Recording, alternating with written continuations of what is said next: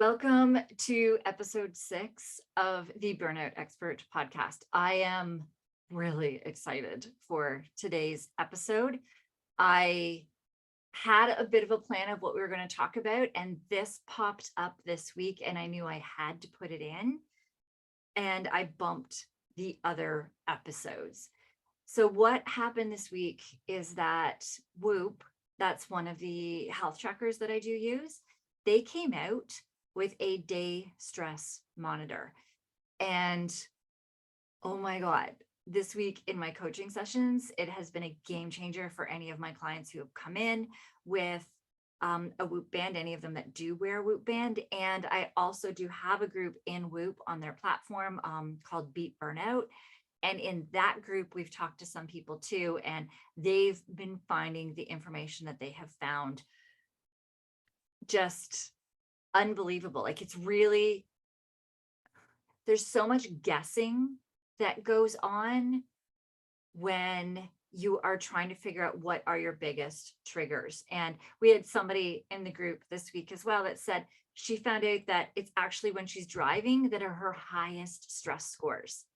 And this is amazing because when you can actually see what is stressing out your body the most, then you can start taking action on those items. So driving, I was sitting there thinking, okay, well, we can focus on breathing. You're most likely breathing through your mouth while you're driving then because you are in a stressed state. When you're in a stressed state, you switch from nose to mouth. So as soon as you realize when you're driving, you're breathing through your mouth, switch to your nose. Focusing on that would already make a difference in their stress scores. And they could also add music that is 60 or 70, more 70 beats per minute is the beat that your heart beats when you're in a relaxed state. And so when they're driving, they can do those two things.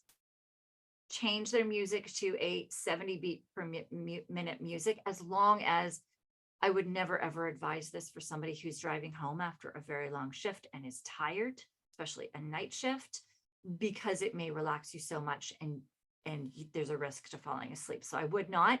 You actually want to be in a more of alert state when you're driving, especially if you're coming home from shift. So just be cautious in what I'm saying, know when to try these things and when not to.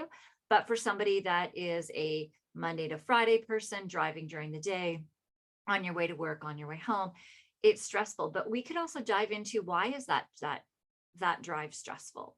Is it that you are on your way to work? Like it would be fascinating to see if your stress scores in driving on your way to work or coming home are really, really high. That could signal that either work or your home life is super, super stressful. So it gives us a direction on where to start. I see this all the time with first responders where going to work, they're preparing for what might happen on shift. There's so many stressors during COVID. It was crazy that a lot of them the night before their stress scores would get so high before going on shift. We find this in corporate as well, where when you are struggling with a lot of things at work, depending what it is, it could be toxic environment at work, that their stress scores increase Sunday night before going into the office on Monday. So this is very, very, very fascinating. I was thinking of all of the uses that we could use this for, the stress monitoring. The stress scores are what have really brought me over to Whoop. Or their strain score. Their strain score, it would go up during the day for me without me working out, and I see this in my burnout and highly stressed clients where they're not working out or they're at work or they're at home and their stress scores are going up to where they would go for a professional athlete in a game. And those are definitely signs of burnout, signs that your body is being stressed, but where and how? So I've always thought that if they could take their strain score and tell you where your strain was going up during the day, it would be a game changer with me being able to really even dive in with clients, or for you just yourself to take ownership of of understanding where your stressors are. And then you can come to me if you're not able to dive in and mitigate those stressors and figure out, okay, how can I fix this?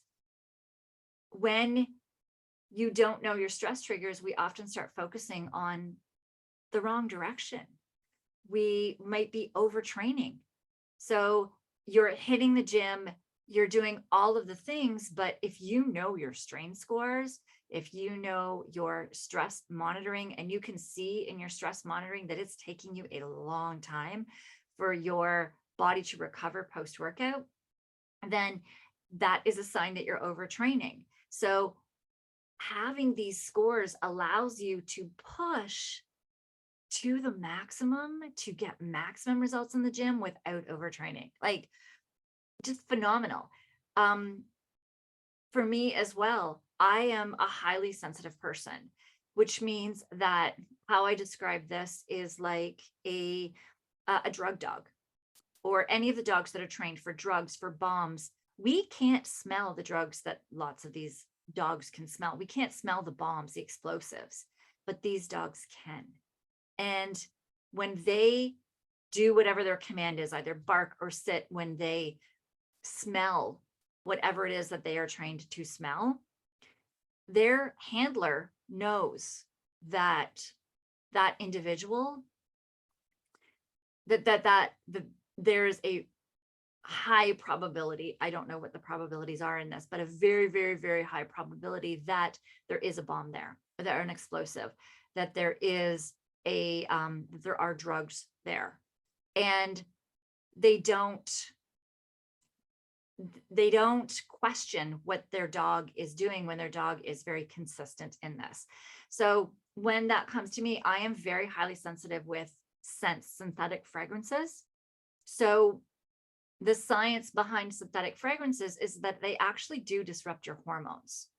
And so your hormones allow you to repair, to think, to have a fresh cognitive brain, reproductive system, healing, repairing your digestion, your cholesterol, your blood pressure. All of these things are managed by all different hormones. There are 50 hormones that your stress system is actually in charge of.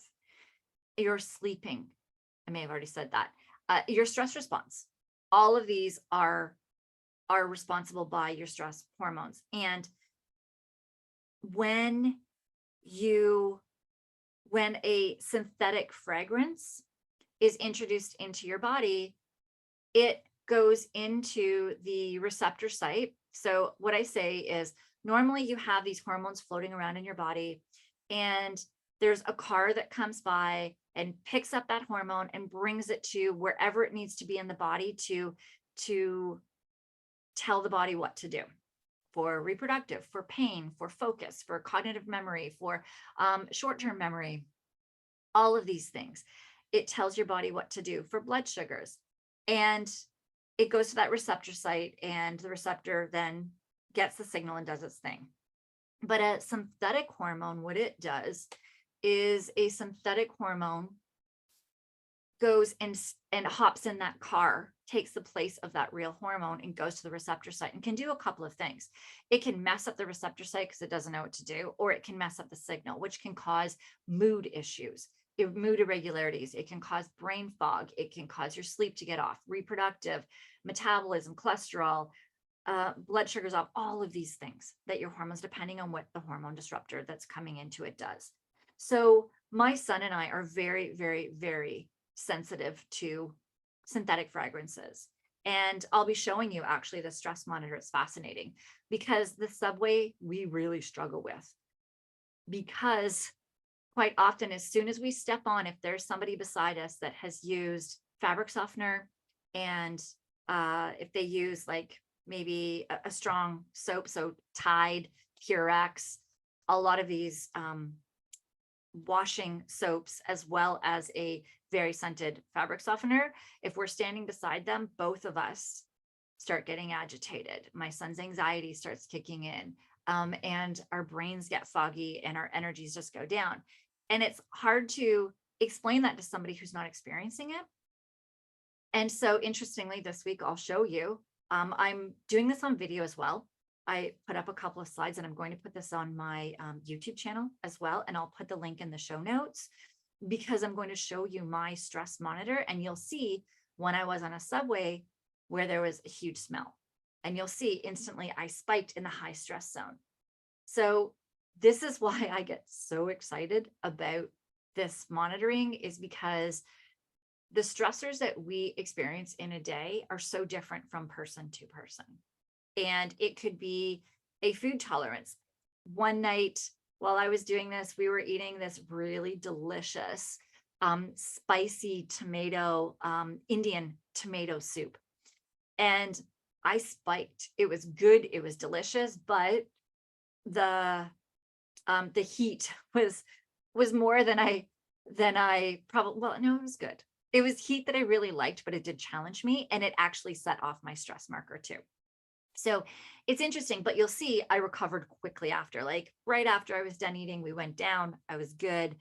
That is not a long-term stress that you really need to worry about unless you're stressing your body on a regular basis and your body can't handle extra stress being put on it.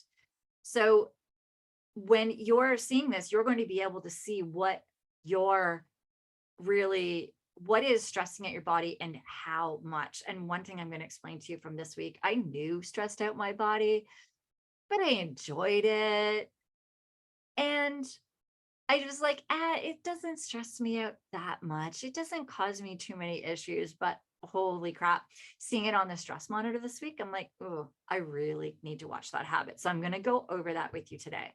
So when you don't know all of these stress triggers, like, as I said, driving, if you can just change some of your habits while you're driving in order to be able to help you not get agitated by everybody else around you while you're driving, and make sure that you're not clicking into your stress system, that can decrease a stress on your body. If you're driving every day, multiple times a day, think of how learning how to manage that stress can compound over a year, over 2 years, taking it away. But think about keeping it in there. If you're continually keeping in that driving all of the time, and you have some other stressors going on in your life, then that increases your stress burden on your body to a way that eventually may push you over. Same thing with overtraining. If you're overtraining, not on purpose, you're overtraining because you love to push, you love the gym, you love seeing your friends at the gym, you have a community, like CrossFit community is huge. But let's say that having 4 CrossFit workouts a week, you start seeing in your stats, pushes your body over the edge where you can't recover, but 3 is good for you. Imagine how it would be just adjusting to 3 CrossFit workouts a week instead of 4, or vice versa, 2 to 3. And you might start seeing more gains when your body's able to heal and repair. You're able to get way more gains in the gym. You'll start hitting more personal bests if you take that one out and reduce those overtraining symptoms. But you don't know unless you can actually see the data and see what's happening in your body, because sometimes what gets us into burnout are subtle sometimes, and we can't monitor them. For those that work shift work, the first responders I work with, just seeing how a shift or a call affected you, how quickly do you come down after a call, is huge, because that'll let you know if you should be taking some proactive steps based on that call, or if you're good after that call, and if the tools that you are using are effective, or if you need to add some more tools into your tool base. Also, there are some supplementation that we use with first responders for certain stressed situations, and being able to actually see when your stress system is not coming down, oh, I'm just going to go and have this supplement now that I know will support my stress system now for what's happening, that is going to do you so much good in the long term. Same thing in an office, when you're working projects, when you're working with certain people that may, let's say the people that are an acquired taste, people that may get on your nerves or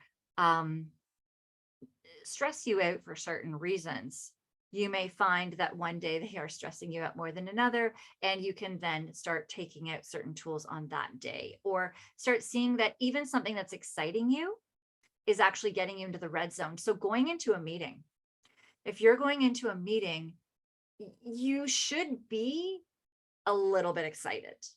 So the way that the stress monitoring works is it has 3 levels: 0 to 1, 1 to 2, and 2 to 3. 0 to 1 is where you're really calm, you're relaxed, you're sleeping. Hopefully that's where you stay when you're sleeping. 1 to 2 is where you're neutral, you're alert, you're mildly active. That's where you're like going to and from work, doing your work during the day, you're, having a conversation, maybe going for a walk, those easy things. And 2 to 3 is where you're excited or you're stressed and you're highly active. So working out, pushing physically.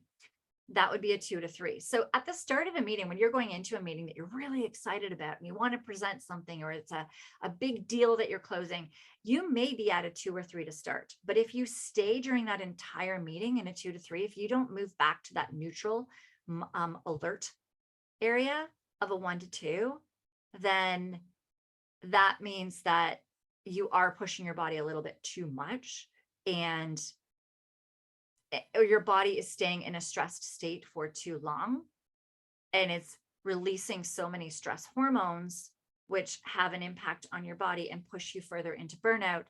And knowing that, okay, I can put some tools in right now. There's things you can do right during a meeting. I'll mention breathing over and over again, but switching, if you're like, oh shoot, I'm breathing through my mouth, switch to your nose. That simple switch may move you from a 2 to 3 down to a 1 to 2. So really understanding where you're at, and the more that you can see what's stressing you out, and the more you can go, okay, I've got these tools. Let me, in that situation next time, be in a stress state less and less. You then are not going to be, no, that's not the wording. You are reducing your risk of getting into burnout, and you're increasing your ability to get out of burnout if you are in burnout. So as I said, this stress monitor goes between, if you see on my screen here, if you're looking, you'll see there is the 0 to 1, a 1 to 2, and a 2 to 3, and it's on a graph. So it shows you on a graph of where you're going. It'll also show you exactly in the moment where you are. So the 2 images that I have right now, one is I'm at a 0.6 and one I'm at a 1.0. So I'm just, both of those, I'm right on that cusp of the really calm, relaxed, and getting into a neutral state. So how they calculate this is they use your resting heart rate, or sorry, not your resting heart rate, your heart rate, because you're not resting throughout all of this time because you're awake as well. You're using your heart rate and your HRV. HRV is your heart rate variability. It's the variability of your heartbeats, which is an indicator of how your body is recovering from stress. So they use these 2 markers to be able to tell. And it's fascinating because there's times where you may be doing a workout and because of the conditioning that you're in, your heart rate actually may not be up really, really high. It might not be working in your thresholds of your high heart rate, but you may still be stressing out your body based on what you're doing. So we can actually think of some things with yoga. There are some moves with yoga or Pilates where your heart rate's not going to be up, but you are sweating and they are hard as heck with the things that you're doing. When you're doing some certain movements in the gym where you really have to focus on the balance as you're weaving in and out, it may not be a max weight, or you may not be taxing yourself max to your cardio, but your body is stressed as you're doing it. You may also situations at work or in the office where you're not physically fighting a fight. You're not even moving. You're at your desk, but certain emails are coming in and all of that, that your heart rate does speed up a bit, but not to your max heart rates, but your heart rate variability changes drastically, showing that your body is in stressed state. So they use these two markers in order to be able to tell what your, to monitor your stress from moment to moment. Now, the one thing that um, with this stress monitor is that it shows you the last 12 hours. So you have to keep taking screenshots if you want to see like days before, and to so for me to do this episode for you, I actually pushed it a few days because I had to start taking screenshots in order to give you the data, to visually show you as well what was going on. So sometimes a 2 to 3, as I said, is good, and sometimes it's bad. So there are things now, as I said, with exercise, you may find that with exercise, it's really good to be getting up there, pushing yourself to that 2 to 3 on a day that your body can handle it. And that on the Whoop as well is where you have your other recovery scores and stuff, which helps you to understand if you should be pushing really hard that day. And you will get to between a 2 and 3 if you are doing a really tough workout. Cold plunges, these are all the rage right now. And the thing is with the cold plunge is it stresses your body. It should bring you to that between that 2 and 3. The thing is how fast do you recover from it? If you recover really quickly from it, then what that is doing is training you to handle the stress and be able to build up your tolerance for stress. If you don't recover quickly, if you stay in that between that 2 to 3 for quite a while, even after you've come out, or you stay really in the high 2s after coming out, and you don't drop into more of a relaxed state or a low neutral state, then your body, it might have been too much stress for your body. And you'll also see that in your recovery scores on the Whoop, where the next day you may find that your body's not recovering as well. Your recovery scores will be lower. So understanding when it is good and when it is bad. Food intolerances. This is a great one. I'm going to be going through my a couple of my curves here with you, and you'll see. I did mention the spicy lentil soup, but I know for me, if I eat gluten, mine will spike because I cannot tolerate gluten in my body. And same with some other foods. So it's fascinating. For me, one of my struggles is actually capsules of supplements. And that took forever for me to figure that out, because every time I was having all these gut issues and my stress was going up and all of these things for years. And I mean, years. And I would go to different practitioners and each one would give me different supplements. And the actual supplement inside the capsule would help me a little bit, but taking the capsules on a daily basis would set me back again. That had I been able to see, I did not have a tracker for the longest time. It was the tracking that helped me figure that out. But because as soon as I took all of my capsules out, all of the supplements out, instantly my stress went away on my stats. I still felt like crap because my body was so depleted and had been taxed for so long, but my stats showed me my HRV, my stress marker changed. I wonder had they had this stress monitor, I am sure that as soon as I stopped taking them, that would have just leveled out so much that I'm sure that every time I took a supplement, it would have spiked. That now I'm slowly introducing supplements one by one, 2 to 3 weeks at a time, introducing a new one and checking my stats to see how I'm doing with each supplement, if it actually helps my stress. I recently just started taking a B stack that I've never been able to take because of the capsules. And my HRV has gone up 10 to 20. Like that's huge. 10 to 20 marks HRV from adding a stress stack of B vitamins, a certain stress stack that my body needed. So certain supplements are very, very beneficial to you, and certain ones are not. So being able to track on a stress monitor, if you take one at night and you find that your body is more stressed out, and you do that for 2 to 3 days in a row, and every time you take that supplement, you see that your stress markers on the stress monitor are off, then you'll know that, well, it's either the capsule or it's the supplement that is setting you off. So you'll know that that supplement is not for you. If you see the opposite, that you actually get calmer, you get better results, then you know that it is for you, because you don't always feel the results of a supplement right away. So it's hard to know if something's working or not, but when you can really see these markers, it shows you right away what is and is not working. I mean, I loved all the information I could get from the Whoop before. I did look at the sleep curve a lot and where the heart rate dropped and different things. This makes this way more user-friendly, and it's also during the day, which is just adds another level. For the first responders, just seeing as well, how long do you come down after a call?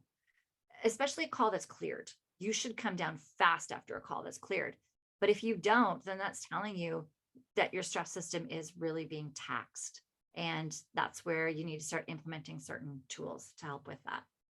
All right, let's go through my sleep. So this one here is from a couple of days ago, where I had a really, really, well, my sleeps are usually really, really good right now because I don't have gut issues.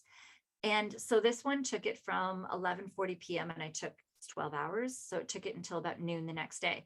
And you can see on this graph where I woke up exactly, because I am hovering probably about a 0.4, it looks like 0.4, 0.5 in my sleep. And that is amazing. That means that I'm not in a stressed state. I'm not snoring. I'm not breathing through my mouth. I'm not doing a lot of tossing and turning. I'm having a really great leveled sleep where my body can heal and repair. I'm not in a stressed state in my sleep. And that is amazing. And you can see we have a cat, and this cat loves to, I don't know, he knows we're all in bed, but for some reason around, if he wanders the house, sometimes he'll just meow from the bottom of the stairs until we call him, and then he comes up into bed with us. And he tends to do that around 4:30 every morning. And you can see that on this graph where I spiked at 4:30 in the morning. So it's very interesting. You start seeing like all of your trends and what you do.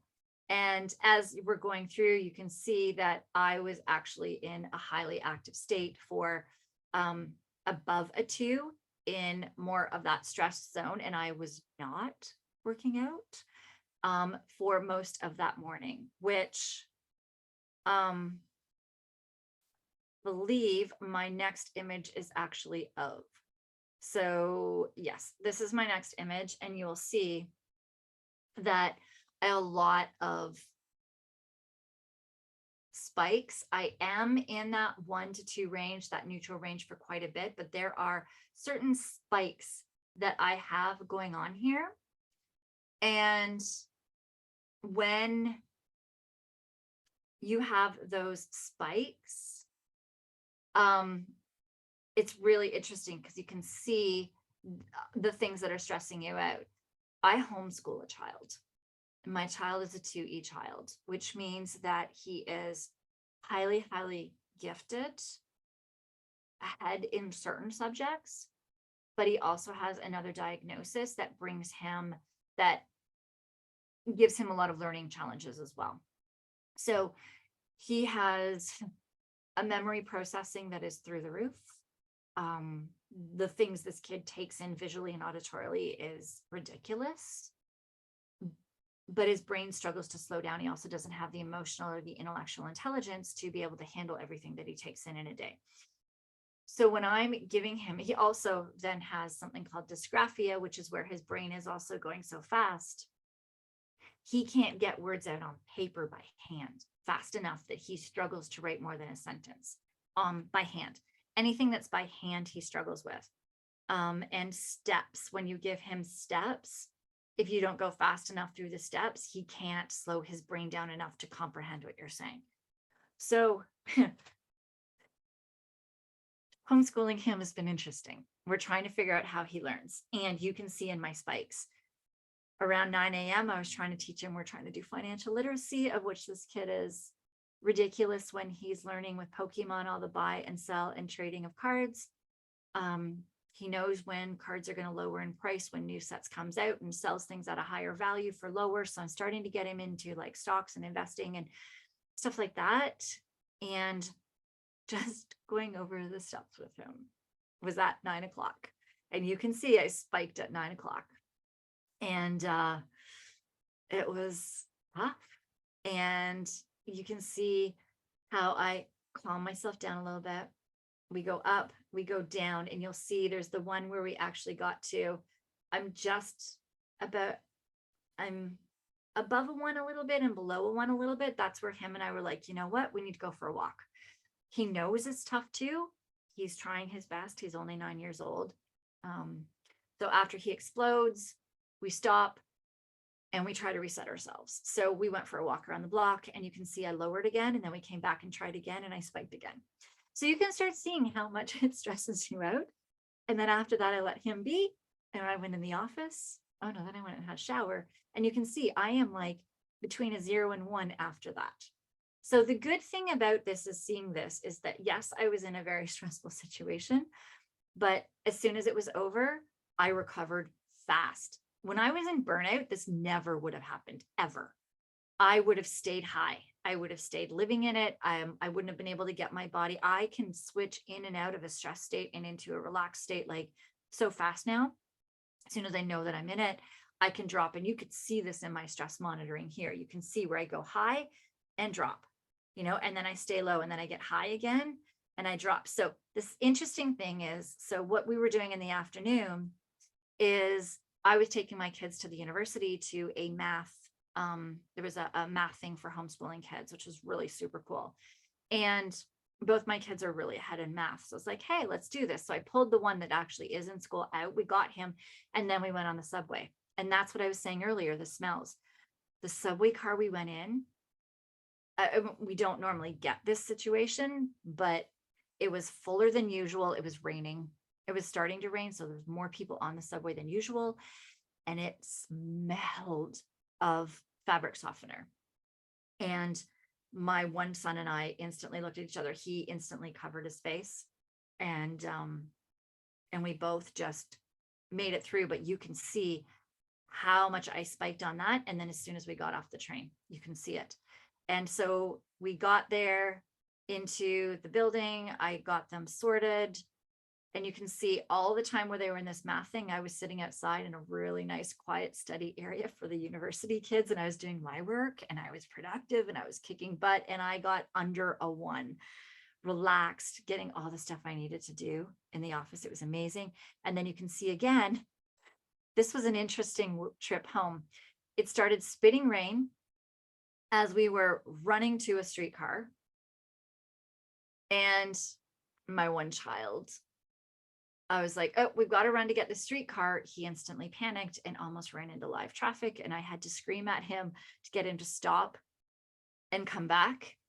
And so you can see where I spiked on that. And then we got on the streetcar, and it was good. And we were relaxed on the streetcar. There weren't any smells. When we got on the subway, there weren't smells on that one too. It was great. But you can see where I spiked here. There was a bit on the subway. It got me, but we got off at another subway stop, and we were going to pick up something for the son that he had been waiting and waiting and waiting for. And it was torrential rains by the time we got there. That there was no way there was no forecast for rain that day. An umbrella wouldn't have even helped. It was sheets going sideways of rain. And so I was standing at the door, and I'm like, we can't go. Like, we cannot go out these doors outside. We will get drenched. And we're picking up Pokemon cards, which are really expensive cards. And he's got his bag full of Pokemon cards. his really good sets. I'm like, we can't, everything's going to get drenched. He knew I was right, but he was very upset. So we got back in the subway and headed home, and he was okay on the subway. I got them snacks and they were calming. And you can see this in all my stats. You can see where we calmed down. And we were like, okay, we're going to get torrential rain when we get to our houses. So we actually put our coats over our bags on our back. It was my one son's idea, and it was brilliant because it would have protected all of our cards, all of our computers, all of our stuff in our bags, which we weren't prepared for this torrential rain. We got off the subway and it was snowing. Like, welcome to Canada at the end of March. This is, you know, this happens in Canada. It was snowing, which is hilarious. So we ran home in the snow. So we didn't get wet. Our stuff didn't get wet, which was totally fine. It just, we brushed the snow off when we got into our house and we were good. And you can see all that here where all of these stressors happened. You can see these in my spikes in my monitor. When we came home, my husband was home and I told him what happened. And I'm like, I'm going upstairs and I'm going to go do some of my breathing exercises. I'm like, because I've had a very stressful day. And so you can see where I really got down low to where I'd get when I'm almost sleeping. And then you can see the spike. Then my husband took the kids to volleyball. I had the house to myself. I grabbed a bag of chips and I ate a bag of chips, which is one of the things that I do sometimes when I'm stressed, is crunch and salt, because your body flies through salt when you're stressed. And I was like, yeah, I'm going to have a bag of chips. I'm going to sit here and watch some trashy TV. And you can see the start of this spike because of the chips. Now, this is the thing I was saying earlier that I love. I love to sit and just chill and watch some TV and eat a bag of chips. And to me, it feels so good during the time of how much I feel like it de-stresses me. But look at this next graph. This next graph is my sleep. So this was 1 a.m. still. I'm spiked. I am between the 1 and the 2 all the way up until, I'm going to guess, because it doesn't give you exact times. I'm going to guess this goes until about 3:00 in the morning until I finally came down. 3 a.m. Now I go to bed around 9:00 at night. So my body from 9:00 until 3 a.m. was struggling to digest those chips, all the chemicals. Like, I'm very sensitive to things too. This may not be what eating a bag of chips looks like to you. I am very, very sensitive to processed foods. I'm very sensitive to all the flavorings, the chemicals, all of that stuff. So as much as I enjoyed sitting and watching that trash and having a bag of chips, it messed up my sleep so bad. And it messed up my digestion. So when you're in this 1 to 2, you can't get into a good sleep. When you're sleeping in a 1 to 2, I was probably breathing through my mouth. I'm living in my stress nerve. My gut can't digest properly. So a lot of the hormones are released through your gut as well. I'm not releasing all of these hormones that are supposed to heal and repair and realign yourself and make sure that your stress system is where it's supposed to be. And this is where I'm saying I am a highly sensitive person. So I do need to be more cautious than some people. Having this stress monitor lets you know where you stand, right? Because you may not at all be, a bag of chips may affect the first hour of your sleep, maybe the first 2 hours of your sleep. And if you're sleeping for 8 hours, yeah, getting 6 hours of a good quality sleep is the cusp of where you really wouldn't want to be. But if you have nothing to do the next day, or it's totally worth it, then absolutely go for it. But for me, after looking at these stats, and it hit me from 9 to 10, 11, 12, 1, 2, 3, 6 hours, 6 hours of my sleep, 6 hours of my sleep, hiccups. 6 hours of my sleep was affected because of that bag of chips. And you look at my next day, you can see on this curve here, I spiked. Oh, I know what happened that day too. Yes. So if you look at the day before, I'm going to go to, remember the day before where I said that, where I was teaching my son. And if you see on this chart, I spiked, but if you look on this graph, I'm still a green color, starting to turn into the orangey color, which means like you're on a higher alert color for stress. That's when my son, oh, here, yeah, this is where I was teaching my son first, the financial literacy course at first. The next day, if you look at this chart, I am almost at the top. I am almost at a full on 3. That is not green. That is an orange color that is right there now. My tolerance for handling my son's outburst and for being able to manage him and homeschool him and deal with trying to figure out how his brain works. I can't go as fast as he needs me to go sometimes. So I need to figure out strategies, which an amazing friend just helped me with, saying like, why don't you record his lessons on video and then he can speed them up and watch them at a speed that works for his brain. That might be the solution, but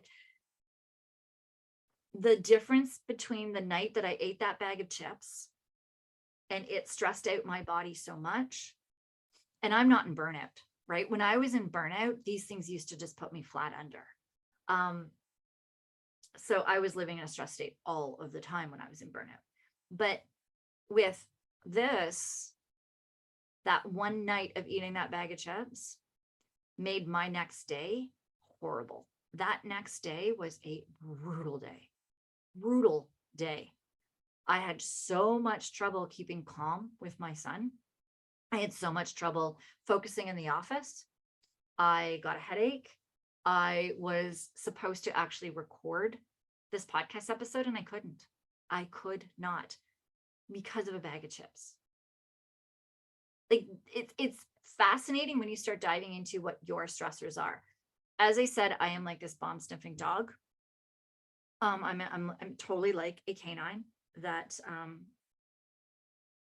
is trained in this with their nose for sensitivities. So for any of you that are sensitive, this is a good, and this is where I was also getting excited about it because I was speaking last week with somebody who is actually doing her dissertation with adults who are highly sensitive and 2E. I didn't realize that I am actually 2E as well, where I'm, I guess, ahead in certain subjects, the way that I learn and stuff as well. But I've also had to, the way that I learn is a little bit differently too. That certain environments, because of my sensitivities, I actually struggle to learn in, which is just fascinating. So that's why sometimes I totally geek out on all this science stuff, is I really dive into subjects, which is part of my 2E neurodiverse side, which is good for you because then I'm up to date on all the science and helping get you out of burnout and finding things like the stress monitor. But I was thinking for her, where so many people who are sensitive, like for me, it did take my husband seeing my son and I like instant reactions where he would walk in the house with something and instantly my son and I were like happily hanging out, playing, doing things, are instantly like yelling and screaming and mad because of how quickly these synthetic fragrances affect us. And he would not have known it. So a lot of people don't get how much certain things do stress us out when we are so sensitive to certain things, to our environment, to all sorts of things, that having this monitor, we'd be able to see as well. I had struggles. Reason I pulled my son out of school is because he was so stressed. And I see now why. He was bored to tears. Grade 3, he tested grade 8 level math.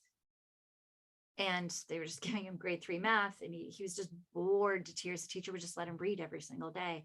But he also was struggling to manage because of how fast his brain goes and all the things that he was taking, and he would have outbursts. And he was able to keep it in most of the time at school, but at home he was set off. That had we been able to monitor him, then I could have actually shown the school, this is how stressed this child is. Because they would say, oh, your kid's fine. No, your kid he only has outbursts. They're just really quick. And then the teacher will turn to look and doesn't even know who just yelled because it's over. But they don't see how stressed he was before that outburst.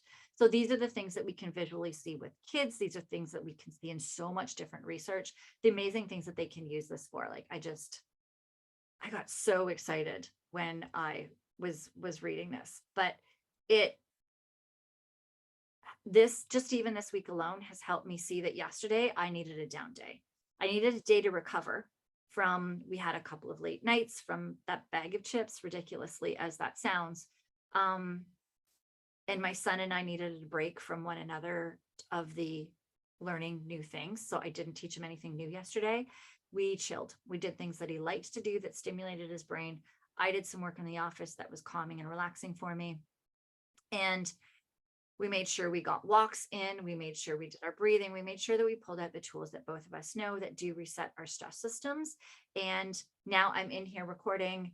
I have a brain. I'm clear. I'm able to talk to you. I'm able to do things. So really understanding how to read these things, how to work with it, how to know what your body needs on your days off. Do you need to really push hard in a workout and relieve stress? Is that what you need? Or do you need to do more restorative things with your day? How much does food affect you, and how and how does it not? Alcohol, that's a great one. How much does it affect you? It doesn't affect some people, and it really affects others. Some people, it takes 2, 3, 4 days to get your recovery scores back down after alcohol. And some people, maybe the next day is just a little off and then they're good. So really finding out what it does for you, especially when you're in burnout. This is huge. This alone is going to allow me to expedite where I can go with clients, really be able to get us to hone in on what their biggest stressors are and be able to implement strategies that they're able to implement within the energy and bandwidth that they do have in order to give them relief. With first responders, quite often the first relief we'd give them were certain supplements that would support their stress system enough so that they could then start implementing other steps to bring down their stress, to be able to start controlling their resting system so they weren't living in a stress system. So there's different strategies based on where you're at, what I'm seeing. How quick are you recovering from things? Like, seeing how quick you recover will show your progress when you start taking ownership of when you're in a stress state and when you're in a resting state. Like, this is just so cool. I love this so much. So I am going to post this video down below. I do want to let you know that if you are in deep burnout, you will see probably one of two things. Either you stress out and you get above into that 2 or 3 really high for small things during your day all the time, or you might actually be shut down and you might not get high at all for anything. And your system is just so shut down. Those are the, I don't know how deep to go into the science here. It's part of what we call the polyvagal theory. It's like a ladder. There's 3 stages. One where you are calm, ready, good for everything. That's where you're in your proper stress and resting states, where you can switch in and out. You know, when you need to be on, you're on. When you need to relax, you can relax. The next stage down of that ladder is that hyper arousal, hyperactivity, where you get quick to anger, quick anxiety, panic attacks, anxiety attacks, where you're really just quick to react, hypervigilant, on edge. That is where you'll see where during the day, you probably will spend a lot of time in these upper 2s and 3s on this stress monitor. And the stage below that, so that's deeper, is going to be that 0 to 1 stage. So that is deep burnout. And I'm sure that's where I used to be, where I couldn't work out. I couldn't get an adrenaline rush from a workout anymore. I couldn't get an adrenaline rush from anything anymore. My body had just shut down. I still had the anger. So I'm sure that I would have popped past the 2 and 3 when I had the anger that came out. But the rest of the time I was probably so low down in my stats. So when you're coming out of burnout, when you're coming out of that, you may see that you start off, if you're really deep, spending a lot of time in that 0 to 1 stage where you feel nothing, where pretty much everything's shut out and you're zoned out.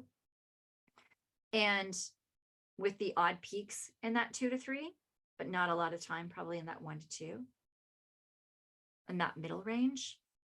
And what you'll find is you're getting out that you're actually going to start first getting more in the high range. You're going to be more high alert. You might start getting angry at things, mad at things. You might start where you're just mad, angry, anxiety starts kicking in more because you're feeling again.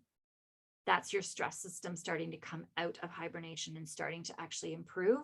That seeing that on the stress monitor, for me coaching you, I'd be like, oh, yes, you're working your way out. This is a good thing. And then we start working on strategies that start helping you switch from that stressed state, that anger, anxiety state into that calm state. So know that there are stages, and know that if you're looking at this video, I'm not in burnout anymore. My gut is pretty good, other than the time that I had chips, and you'll see that in there. But this was a stressful week for me. So you'll start seeing in yours should look different than this, may look different depending on if you're in burnout, depending on if you're what stage of burnout, that hyper arousal stage or that really debilitated stage. So just know that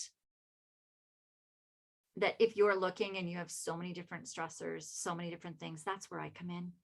If you don't have a lot of stressors and you can say, oh, it's driving, you can actually start working on that most likely on your own, start working on it. But if you don't want to, I'm absolutely here to help you out. I will work with you guys at any stage, but do know that if you are in the deep stages and you're looking at this and you're like, oh, where do I start? I've got your back. I'm there for you. You are not in this alone. I've got you. And burnout is a friggin' beast. And I can definitely help you with that. I do have a couple of spots still available in my coaching calendar during the week. So fire me off an email. My email is below in the show notes, Andi, A-N-D-I, at 911lifestyle.com. I am in the process right now of building out a website for the Burnout Expert Podcast, where all my podcasts will be there.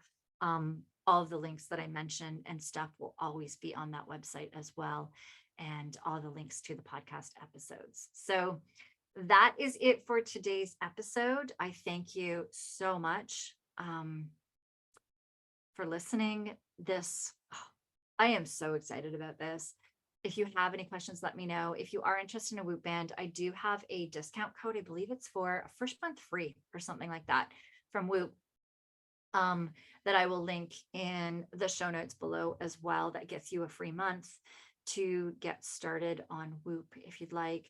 If you have any questions about Whoop, just let me know. I will help you the best I can. And if you do have a Whoop, I do have a Whoop group called Beat Burnout. I'll put the code as well to join that group in the Whoop app. In the show notes below. All right, that is it for today's episode. I will see you next week.